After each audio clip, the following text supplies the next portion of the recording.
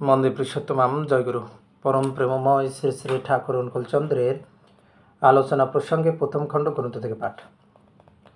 23শে অগ্রহণ 1348 সোমবার, ইংরেজি 8/12/1941। রাত্রির মৌনতার মাঝে অন্তরের বেদনা মুখর হয়ে ওঠে। তার কাছ থেকে এত পেলাম, তার জন্য কি করলাম? ক্লান্তি কেন স্মিত করে তোলার প্রচেষ্টাকে। ব্যথায় মনটা মোচড় কেটে ওঠে। অসহায় প্রাণ তারই সঙ্গ লালসায় আতুর হয়ে ওঠে। ভাবে তার কাছেই এর কিনারা পাওয়া যাবে। প্রতীক্ষায় প্রহরের পর প্রহর গণে কখন ভোর হবে, কখন তার কাছে গিয়ে আবার একবার নিজেকে ঢেলে দেবে।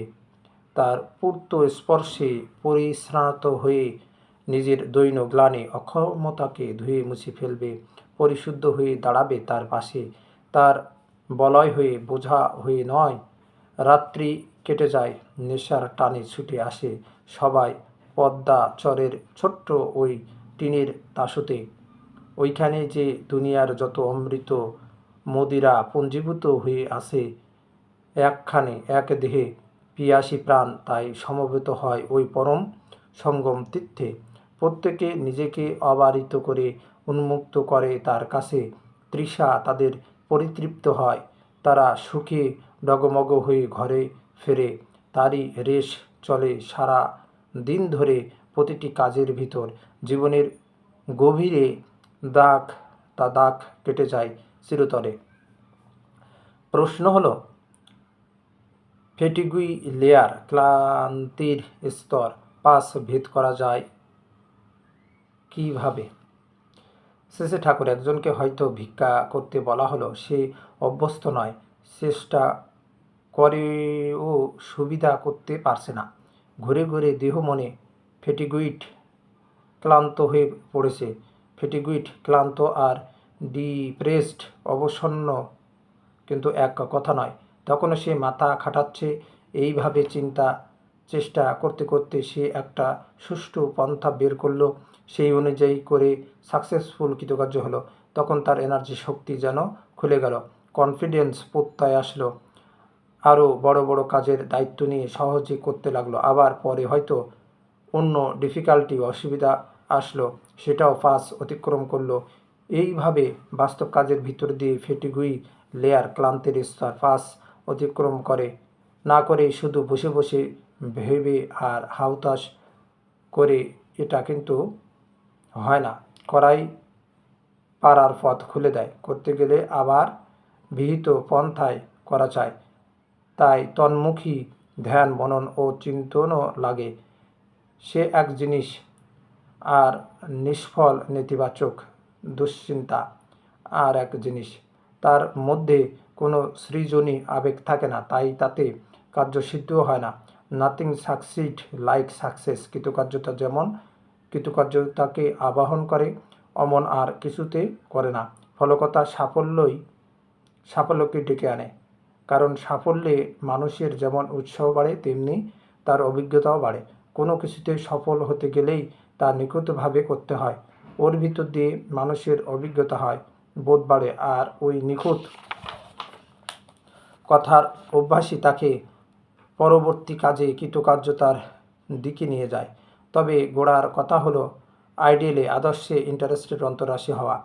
নাস্তি বুদ্ধির যুক্তস্য ন চাযুক্তস্য ভাবনা ন চাভায়ত শান্তির শান্তস্য কুত সুখম।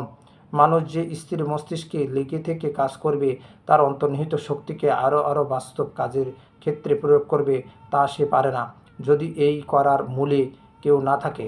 কোনো একটা প্রবৃত্তির তাগিদে যদি মানুষ কোনো এক কাজে প্রবৃত্ত হয়, মাঝপথে আর একটা প্রবৃত্তি এসে তাতে লণ্ডভণ্ড বাঁধিয়ে দেবে। সেইটের তাগিদ হয়তো তখন এত প্রবল হয়ে উঠবে যে আগেরটা ছেড়ে দিয়ে সেদিকে ঝুঁকবে। এভাবে মানুষ সঙ্গতিহারা ব্যর্থ চলন নিয়ে চলে।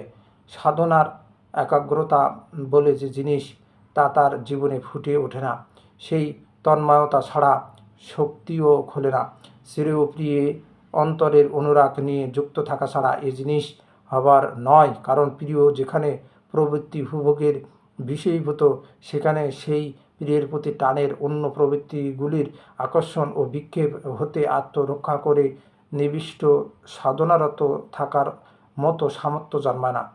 কোন সময় যে কি ওলটপালট হয়ে যায় তা সে নিজেই ঠিক পায় না। অহংকার, মান, দম্ভ, কাম, ক্রোধ, লোভ, ঈর্ষা, দেশ, পরশ্রী কাতরতা আচমকা বিপর্যয় ঘটিয়ে দিতে পারে। এ গেল এক দীক্ষার কথা। আর পাড়ার বুদ্ধি পাড়িয়ে দেয়। তোমাকে যদি 25টা টাকা আনতে বলি, তুমি যদি ঘোরাতেই বলো পাই কিনা, তাহলে পাওয়াও মুশকিল। পাড়ার দ্বিধাশূন্য হয়ে চেষ্টা করলে পারা যায়। ভালো ব্যাপারে না, এর ফর্মে আকারে চিন্তা করাই ভালো না। প্রফুল্ল: আমাদের সময় ও সামর্থ্য কম, কাজ বিরাট ও বহুল, করি কি করে?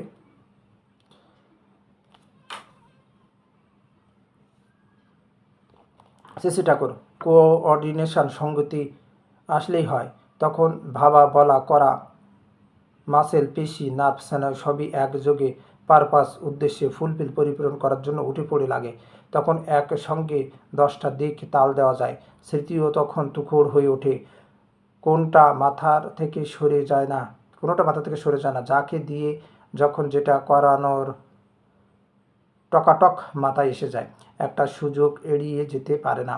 পারিপার্শ্বিকের প্রত্যেকটি বস্তু ও ব্যক্তি সম্বন্ধে বোধও তখন প্রকার হয়ে ওঠে।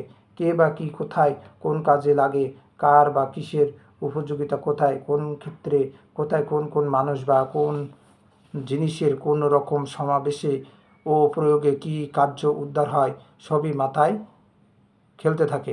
এভাবে একটা মানুষও অযুত কাজ করতে পারে। আবার প্রত্যেকেরই প্রকৃতি ও প্রয়োজন লক্ষ্য করে তার পোষণ ও পূরণে যথাসম্ভব যত্নবান হতে থাকে। এতে প্রত্যেকটা মানুষই আপন হয়ে ওঠে।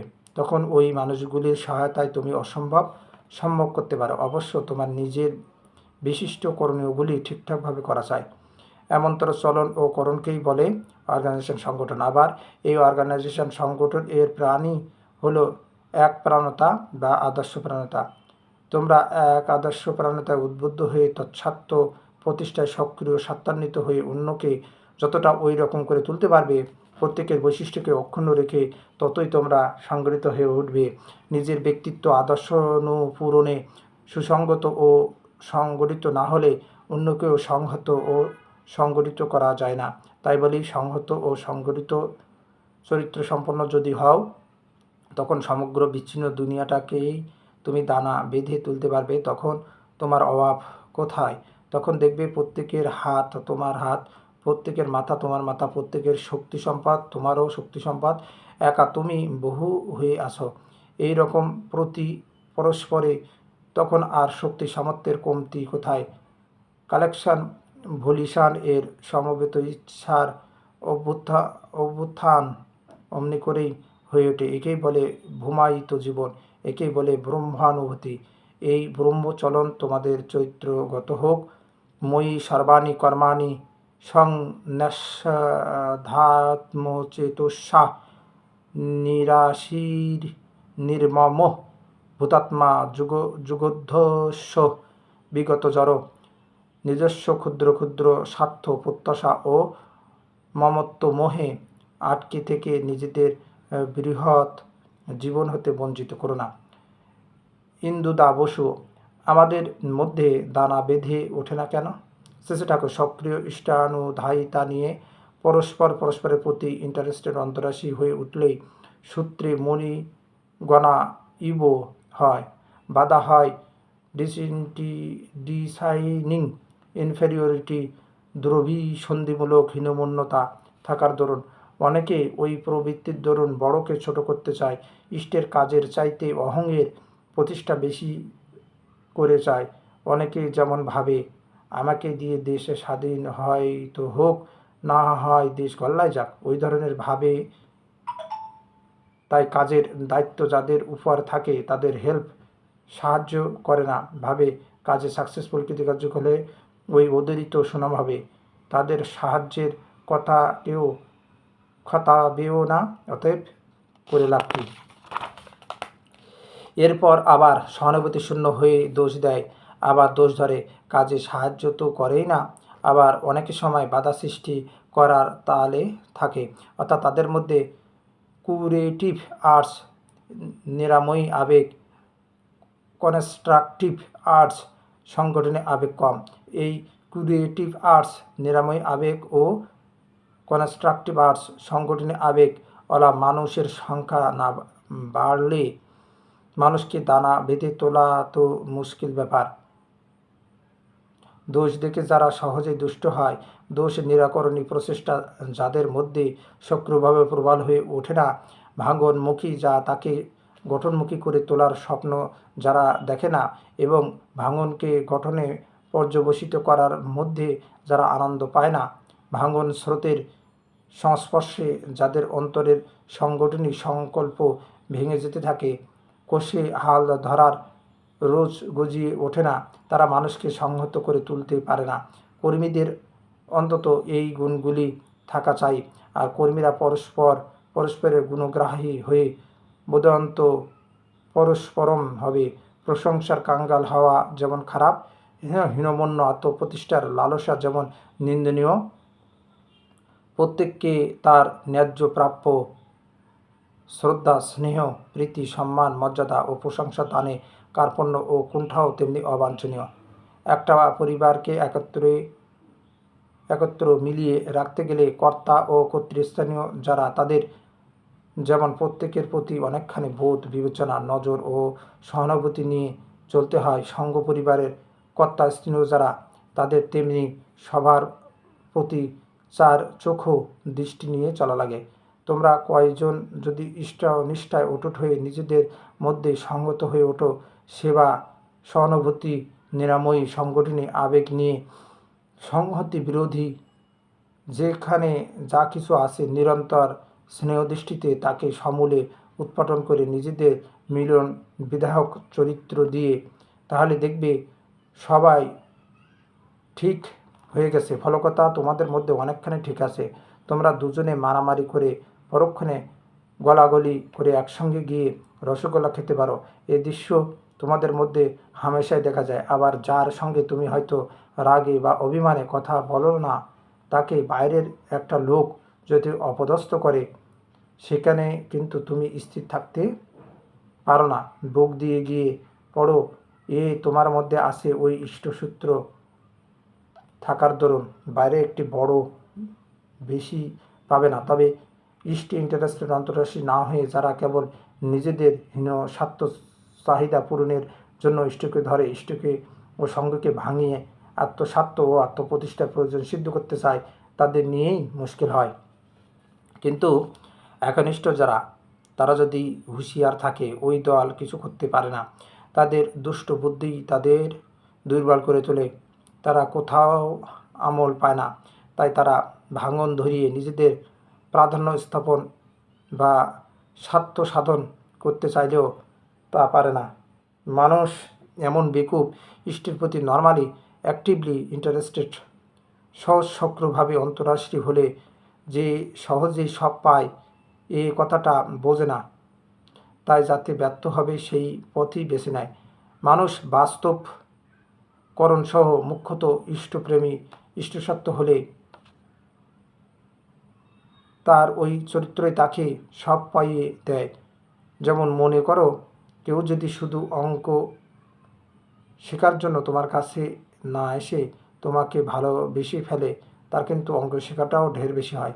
হনুমান মাথায় কত ফন্দি নিয়ে প্রথমে এসেছিল, কিন্তু পরে রামচন্দ্রের ইন্টারেস্টেড অন্তরাশী হয়ে উঠল। ভালো ইনস্টিন্স সংস্কার থাকলে অমনি হয়। কথা প্রসঙ্গে ইন্দুদা বললেন, বিমলদা কাজে নামলে আহার নিদ্রা দিকে খেয়াল থাকে না। শেষে ঠাকুর তাতে বললেন, শরীর ঠিক রাখার জন্য যতটুকু করণীয় তা না করা কিন্তু ভালো নয়, ওতে কাজই পণ্ড হয়। প্রশ্ন করা হলো, আপনার কাছে থেকে যে এত ইম্পালস প্রেরণা পাচ্ছি, তার কি ইফেক্ট ফল হবে না? শ্রী ঠাকুর, হ্যাঁ নিশ্চয়, তা অদ্য বর্ষে শতান্তে বা কাজে লাগলে এখনও টের পাও। তোমাদের অজ্ঞাতে ওরই ঝলক ঠিকরে বেরোয় তোমাদেরই ভেতর দিয়ে, তোমাদের বৈশিষ্ট্য মাফিক। আমার চাউনি, চালচলন, হাবভাব, ক্রিয়াকরণ, আচরণ যা দেখছো সব ইন টোটো সম্পূর্ণভাবে মাথায় গোজা থাকছে। আমার কথাগুলি যতই রেসপন্সিবিলি দায়িত্ব সহকারে ওয়ার্কআউট নিষ্পাদন করতে থাকবে, ততই ওই সংহত সম্পদ হ্রাস ঠেলে দেবে। তখন ওইগুলি আরও ইন্টেলিজেন্টলি বুদ্ধিমত্তার সহিত বোধ ও উপভোগ করতে পারবে। ধ্যান ধারণা, আত্মবিশ্লেষণ, আত্মনিয়ন্ত্রণ, ইষ্টানুপূরণী বাস্তব কর্ম ইত্যাদির ভিতর দিয়ে সব কিছুর গূঢ়ার্থ তোমার কাছে পরিস্ফুট হয়ে উঠবে। প্রশ্ন, এ জীবনে যদি কিছু না করি? শেষে ঠাকুর চকিত অভয় ভঙ্গিতে দক্ষিণ হস্তখানি উত্তোলন করে দীপ্ত কণ্ঠে বললেন, মৃত্যুর পর যদি জীবন থাকে, সেখানেও তা সঙ্গে সঙ্গেই থাকবে, কিছুই ব্যর্থ যাবে না। তার এই প্রেরণাঘন দিব্য অভয়বাণী শুনে কারো মুখে বাক্য স্ফূর্ত হচ্ছিল না। তার অপার করুণার কথা স্মরণ করে সকলেরই চোখ তখন অশ্রুসজল। পদ্মাচরের দিগন্তে পূর্ব আকাশে তখন সবেমাত্র সূর্য উঠেছে।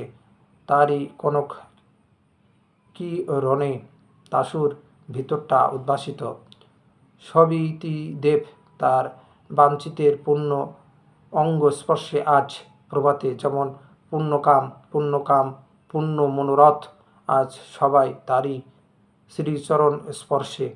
পেরিদা তামাক সেজে দিলেন। শেষে ঠাকুর আনমনা ভাবে তামাক খেতে লাগলেন। তার মন যেন তখন অন্য রাজ্যে চলে গেছে।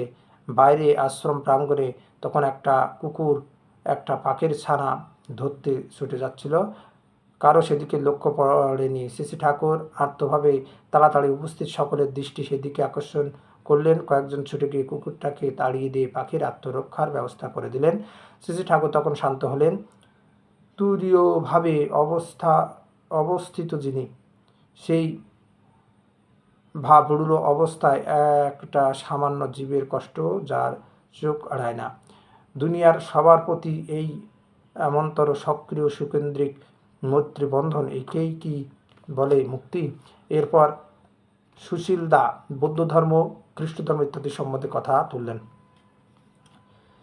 শেষে ঠাকুর রিয়েল খ্রিস্টানিটি, প্রকৃত খ্রিস্ট ধর্ম, রিয়েল বুদ্ধিজম, প্রকৃত বৌদ্ধ ধর্ম চাপা পড়ে গেছে। ক্লান, বংশ, কাল্ট, কৃষ্টি এবং বৈশিষ্ট্যপালী আপরিমাণ পূর্ববর্তী ও পরবর্তীগণকে মানা যদি ঠিক থাকে, তাহলে সেখানে গলদ জমতে পারে না। বিকৃতি যা জমে ওঠে, পরবর্তীর পূর্ণ স্পর্শে তা দূরীভূত হয়ে যায় এবং বিভিন্ন সম্প্রদায়ের মধ্যে তখন একটা গভীর সঙ্গতি বিরাজ করে। সেই অবস্থায় লাখ সম্প্রদায় থাকলেও আটকায় না। সেখানে সম্প্রদায় থেকেও সাম্প্রদায়িকতা থাকে না। তারা পরস্পরের স্বার্থান্বিত হয়ে ওঠে, কারণ তারা জানে বৈশিষ্ট্যপালে আপরিয়মান ধর্মপ্রবর্তকগণ সকলেই এক বার্তাবাহী, শুধুমাত্র এক বার্তাবাহী নয়, এক সত্তাবাহীও। তাই তারা দেশ হিংসার কথা ভাবতে পারে না। তাহলে যে প্রভুকেই অবমাননা করা হবে তার গায়ে আঘাত লাগবে, কিন্তু বৈশিষ্ট্যবালী আপরিয়মান বর্তমান ও পরবর্তীদের স্বীকার করার অভ্যাস না থাকলে এ ভাবটা সঞ্জীবিত থাকে না। তারপর ওই কুল ও কৃষ্টি মানার একটা গভীর প্রয়োজন আছে, নইলে আচারবিহীন হওয়ায় মানুষ বৈশিষ্ট্য ভ্রষ্ট হয়ে ওঠে। তাছাড়া কুল না মানার ফলে যদি কোনোভাবে কোথাও প্রতিলোম ঢুকে যায়, তাহলে মূল ধারাই তো বিপর্যস্ত হয়ে যায়। ওই বিধ্বস্ত ও বিকৃত জৈবী সংস্কৃতি নিয়ে মানুষ কিছুই করতে পারে না। সে ধর্ম, কৃষ্টি, সমাজ ও নিজের শত্রু হয়ে দাঁড়ায়। বন্দে পুরুষোত্তম, বন্দে পুরুষোত্তম, জয় গুরু।